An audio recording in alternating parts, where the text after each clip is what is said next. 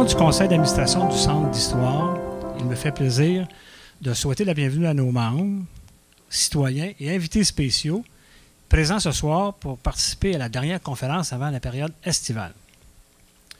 Plus précisément, nous avons le plaisir d'accueillir M. André Beauregard, maire de Saint-Hyacinthe, ainsi que notre invité spécial, M. Grégoire Girard, qui a été lui aussi maire de Saint-Hyacinthe de 1971 à 1976. M. Girard est accompagné de plusieurs membres de sa famille que nous sommes heureux de recevoir.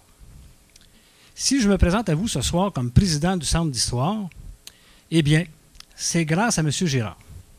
Merci, M. Girard, au nom de nos membres et des citoyens. Oui, ça me donne l'idée d'accueillir. En 2020, la Ville a présenté son plan directeur du Parc Les Salines avec des investissements de 7,9 millions. D'ailleurs, on a investi l'année passée, puis ça va ouvrir prochainement les nouveaux jeux d'eau qui sont exceptionnels. Si vous avez des enfants ou des petits-enfants, vous irez voir ça. Nos nouveaux jeux d'eau au Parc des Salines, on est passé de 1990 à 2020. Il est de mise ce soir de souligner la large part du crédit qui revient aux personnes qui y siégeaient au moment de sa création. Je tiens donc à remercier notre ancien maire, M. Grégoire Girard, pour sa vision et sa contribution au processus menant à l'achat et à l'aménagement du Parc Les Salines. Vous avez visé dans le mille. Je tiens aussi à remercier le Centre d'histoire de Saint-Hyacinthe qui présente cette conférence sur l'histoire du parc. Un grand merci à vous, M. Girard, pour ce merveilleux héritage pour les citoyens et les citoyennes de la ville de Saint-Hyacinthe. Merci. Vous avez travaillé fort pour justement consolider les deux organismes ensemble pour faire aujourd'hui ce qu'on connaît comme étant le Centre d'histoire. Vous avez été le porteur de ballon à cette époque-là, puis bravo pour ça. Bravo, M. Girard. Le Centre d'histoire de Saint-Hyacinthe veut ce soir souligner la vie et la carrière de M. Grégoire Girard, personnalité marquante de notre histoire. Donc, c'est un livre qu'on a fait. C'est un président du Centre d'histoire de Saint-Hyacinthe qui à l'occasion de la belle conférence. Puis, il y a plein de beaux mots pour vous à l'intérieur, plus les photos qui ont paru ce soir. Puis, il y aura d'autres photos qui s'ajouteront. Je vais vous emprunter votre livre pour ajouter les autres photos. Fait que ça va se promener. Puis, félicitations pour tout ce que vous avez fait pour la ville de Saint-Hyacinthe. Eh bien, c'est incroyable la quantité de monde qui est ici ce soir. Hey, notre maître des finances, notre ministre des Finances, Vincent Chartier, qui est à Solide dans les finances, il dit, écoutez, on vient d'emprunter 3 millions pour notre boulevard Casavant.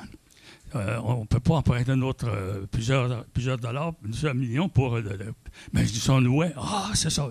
Le séminaire était d'accord pour louer. Parce que les autres, ça leur faisait un revenu, puis ils gardaient en gros la propriété du parc. Donc, c'est ça qui est arrivé, un bail de 40 ans pour occuper le Parc des Salines. Et c'est un petit peu ça le début du Parc des Salines, dont je voulais vous faire part. Et je vous remercie de votre présence ici, qui est très honorable. Merci beaucoup. Donc, tout d'abord, je veux vous remercier d'être venu en si grand nombre. C'est tellement agréable après les 2 années qu'on a connues, pas mal confinés chacun chez nous. Ce qui concerne le centre des Salines, c'est un petit peu, pas un accident, mais je dirais un événement qui s'est produit lorsque j'étais au 2e mandat comme maire de la ville. Je passe sur la rue Martineau et j'aperçois à un moment donné un camion qui sort du Parc des Salines chargé de gros billots de bois, de pain. Tout de suite, j'appelle le séminaire, j'appelle l'abbé Alcide Roy, qui était le procureur. J'ai dit, M. Roy, vous faites voler du bois aux Salines. Et comme évidemment, les autres des Salines, ceux qui ont passé par le séminaire, c'est précieux. C'est précieux. On allait là chaque année au moins faire une excursion. C'est là qu'on fumait notre première cigarette, qu'on attrapait l'herbe à puce.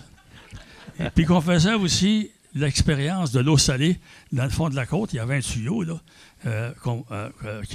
où l'eau salée veillissait. Peut-être que votre conférencier va en parler tout à l'heure, mais c'était un peu ça qui était le début des Salines. Alors l'abbé Roy me dit, Ben écoute, j'ai donné ça, ce contrat-là, à un gars de Sainte-Madeleine. Mais j'ai dit, est-ce que vous pouvez l'arrêter? Il dit, n'importe quand. Il dit, j'ai pas de contrat signé. Ben, j'ai dit, faites donc ça. Peut-être que la ville, nous autres, on s'est intéressés pour en faire un parc. On a bien les Salines. Notre titre, l'héritage d'un maire visionnaire, Grégoire Girard, pardon, je vous débaptise, Girard. Pour bien comprendre l'histoire des Salines, il faut remonter dans le temps. Et quand je dis remonter, il faut aller très, très, très loin. En fait, c'est pas la Brigade Bois qui chante, mais on a trouvé un vieil enregistrement qui va vous donner une idée là, de l'époque, des chansons qu'ils pouvaient chanter. Envoyons de l'avant nos gens. C'est parfait pour embrayer dans le chantier, ça. Allez, mon cher. C'est en québécois, je vous le dis. Chanson du carillon canadien de Charles Marchand. Envoyons de l'avant. Chanson de chantier du bon vieux temps. Dimanche au soir à la veillée, nous irons voir nos compagnies. Elles vont nous dire mais en entrant. Envoyons de l'avant nos gens. Envoyons de l'avant. Il fallait que quand tu enseignais les mathématiques, bien, que ce soit transposé dans ton milieu. Donc, on s'est dit, nous autres, l'équipe de l'École Saint-Jean-Garnier, Jacques-Cartier, dans ce temps-là, on a dit, bon, bien, on va aller faire un tour aux Salines. Donc, on passait l'après-midi là. Et qu'est-ce qu'on faisait bien avec des enfants de première année aux Salines? Donc, on a appris bien des choses. Et ils étaient fiers de leur activité, parce qu'ils avaient été aux Salines. Puis moi, dans ce temps-là, les Salines, on le savait, mais toute l'histoire qu'on a faite avec nos recherches grâce aux archives du Centre d'histoire, bien, ça a tout un autre sens. Ça donne un sens vraiment qui est émotif. Je me souviens, lors de notre visite aussi aux Salines, il y a une maman, il y avait plein de monde qui nous écoutait, puis il y avait une maman, elle arrive avec son carrosse. Puis elle vient me voir, elle dit, madame, là, elle dit, nous, les jeunes, on ne la connaît pas, l'histoire. Mais quand l'histoire vient à nous, c'est donc beau. Fait que, venez au centre d'histoire, ça va être beau.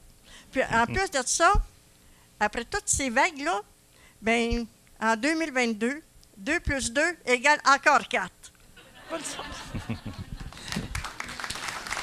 On continue notre conférence. Je pense que ce jeune homme-là, si je ne me trompe pas, c'est vous, M. Girard, hein? On m'a dit que c'était vous, le 19 juin 1940, qui boit de l'eau aux Salines, justement. Photo précieuse, ça.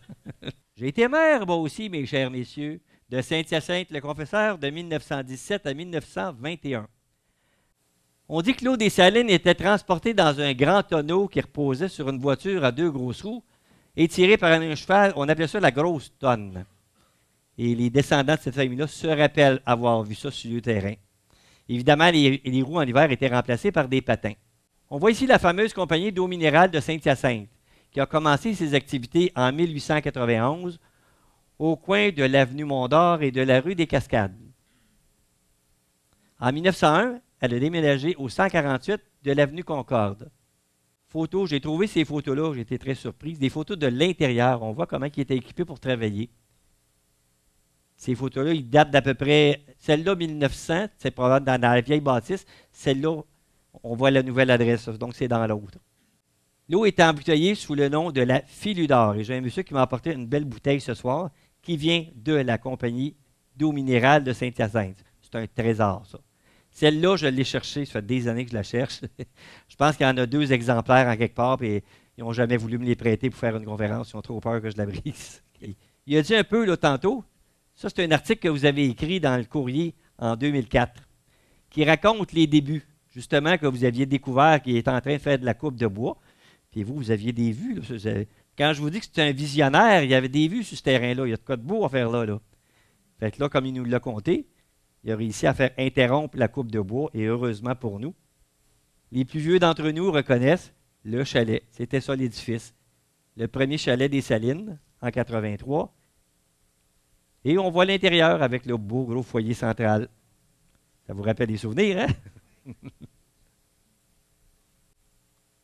On a des archives sur les Salines. Je vous montre ici des anciennes cartes des sentiers. En haut, on était au début, il y avait 3 sentiers seulement. Un peu plus loin, on est rendu à 5 sentiers. Et on a même une étiquette stationnement que j'ai retrouvée dans les documents.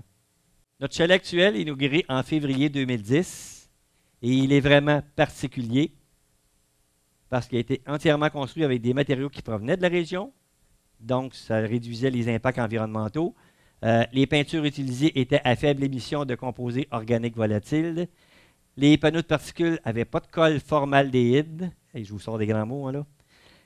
La fenestration est abondante et évidemment en verre énergétique, ce qui fait que la consommation d'énergie est au minimum pour une efficacité maximum. On voit des photos de l'intérieur du chalet avec le beau gros foyer dans le fond. On a gardé la tradition du foyer. Ça, c'est la carte actuelle. On a 6 sentiers qui totalisent 8 km, qui ont entre 1 et 4,2 km. Ça va vous prendre entre 15 et 63 minutes à parcourir. On a des aires de pique-nique, des modules de jeu, des jeux d'eau qui sont récents, comme l'a dit M. le maire. Donc, aujourd'hui, le parc Les Salines, c'est une superficie totale de 877,25,4 mètres carrés ou 256,5 arpents carrés et le tout est boisé à 85 %. C'est les poumons, moi j'appelle ça les poumons de la ville, le parc Les Salines. Vraiment, là. Donc, en terminant, merci infiniment, M. Girard. Grâce à votre esprit visionnaire, les Mascoutins et les Mascoutaines bénéficient d'un espace vert incomparable qui est devenu un lieu de prédilection pour toute la population mascoutaine. Donc, merci beaucoup, M. Girard. Merci de votre attention.